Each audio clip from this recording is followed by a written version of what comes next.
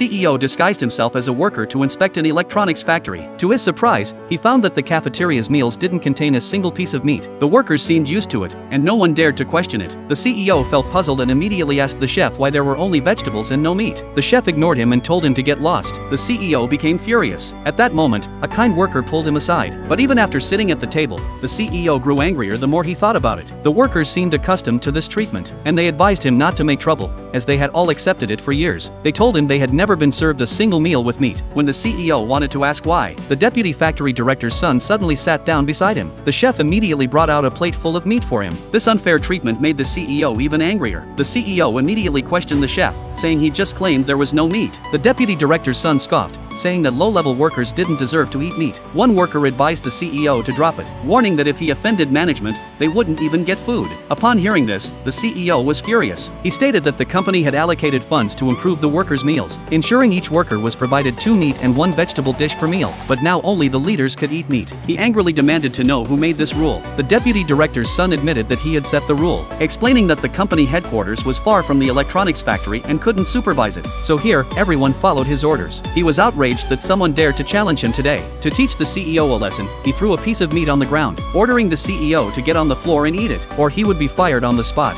Seeing how arrogant the deputy director's son was, the CEO decided to teach him a lesson. He slowly rolled up his sleeves and started hitting the deputy director's son without mercy. The workers felt it was satisfying to watch, whispering among themselves in surprise that someone dared to hit the deputy director's son. A female worker remarked that, although it was unexpected, watching the son get beaten was quite satisfying. Subordinates quickly helped the deputy director's son to his feet, but when they moved to confront the CEO, they were intimidated by his presence. Still defiant, the deputy director's son ordered his men to call the head of HR. The HR director was actually the CEO's wife, though she didn't know her husband was the group's CEO. Seeing the deputy director's son injured, she scolded her husband for not valuing his job, and apologized to the deputy director's son on his behalf. The deputy director's son refused to accept her apology, insisting that workers who hit management must be fired. But since she pleaded so earnestly, he agreed to give her husband one last chance, demanding that he kneel and apologize immediately. However, the CEO refused to comply, and was ready to leave with his wife. The deputy director's son immediately ordered security to take him to the security room for a beating. At the critical moment, the CEO's secretary arrived just in time to stop them.